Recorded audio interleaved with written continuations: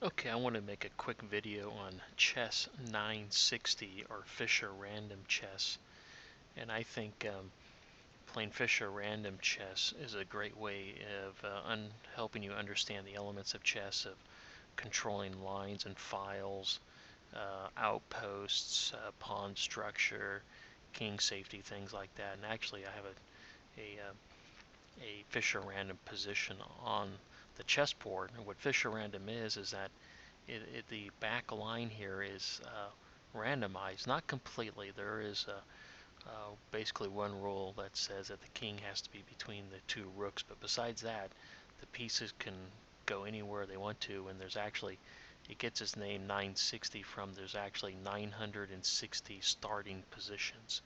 So in this video I just want to show you how to set one up, because you don't need to go to a website to have it automatically generate one. You can actually generate one with a single die or dice. Um, so how do you do that? Well, I'm just going to clear the board because this is this could be a Fischer random position. So how do we get this? Well, what you do is at work we normally have, because this is be white side right here, we would have white set it up, and the back row for black is just mirrored of whites, and we have them just start with the right hand side and work to the left. What you're going to do is we're going to place the pieces in this order: bishop, bishop, knight, knight, queen. And what you do is you roll a number, and we're going to start with the white bishop because it's the white square. Whoops, white bishop. There's only 4 white squares, so you're going to roll. If you get a 5 or 6, you just have to re-roll. Let's say you roll a 2. Okay, then you roll again. Now there's 4 white squares for black. So I counted 1, 2 from the right. I should say that for the first. So let's say you roll again and you get a 1. So you put it on the first black square, which is this square. Now you go to the knight. There's actually 6 open squares the knight can go on, so you just roll the die and you just place it where it's going to go. Let's say it's going to go here. You roll the 3, a 1, 2, and 3. So you put it there. Now you're going to do the knight again, so you roll. But there's actually only 5 open squares, so if you roll a 6, you have to re-roll. Let's say you roll the 1. So you put on the first empty square. Now you're going to do the queen.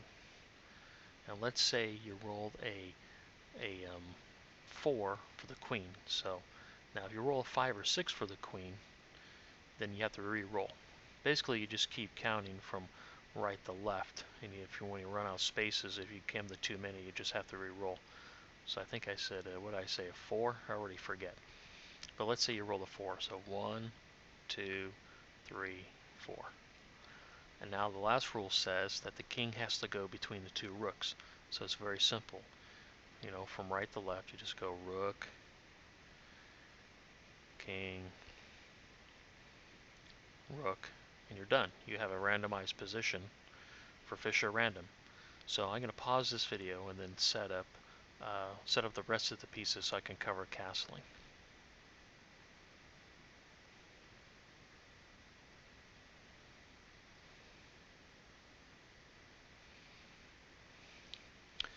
Okay, so I've set up the board. You're probably seeing extra stuff on because it's just not the same size board of the setup board. So just covering castling real quick. So basically, castling is probably the trickiest thing, and I want to say the position you used to end up with in chess, or when you castle in chess, is the same position you're going to end up in, even though the pieces aren't exactly the same. And also the rules for castling are the same. So what are the rules for castling? Well, you can't be in check, the pieces could not have moved, and you can't travel through check with the king. That all still applies, but where do you end up? If you think about it, this is the king side over here. So where would you end up with the king? Well, the king normally in chess started here and ended up here. Not too sure why I'm so yellow. So ended up there. So if you castle kingside, that's what would happen. So if you win the castle, whoops, I am sorry. The king, the king would end up over here, and the rook would end up over here. Sorry about that. Sometimes with the randomized pieces, it gets a little confusing, especially since the king's all the way over on the queen side, or the old queen side. So after you're done castling on the king side for white, this is where the pieces would end up. So the king would actually go from here all the way over to here, and then this rook would go to here. That's how you would castle kingside. Now queenside would be a little different. You know, the king started here on e1, and it would go, you know, or when you, maybe I should say, if you castle queenside, the king would end up here, and the rook would end up here. So if you think about it, if you castled queenside in Fischer random, the king actually isn't going to move. It's going to be, the only thing that's going to move is this rook is just going to come to this side, believe it or not. So you can have different possibilities in Fischer random. I think castling is the toughest um, move.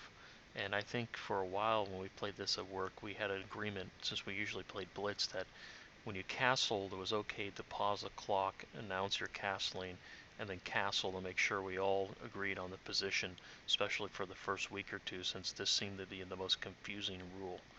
So that is castling in Fischer random.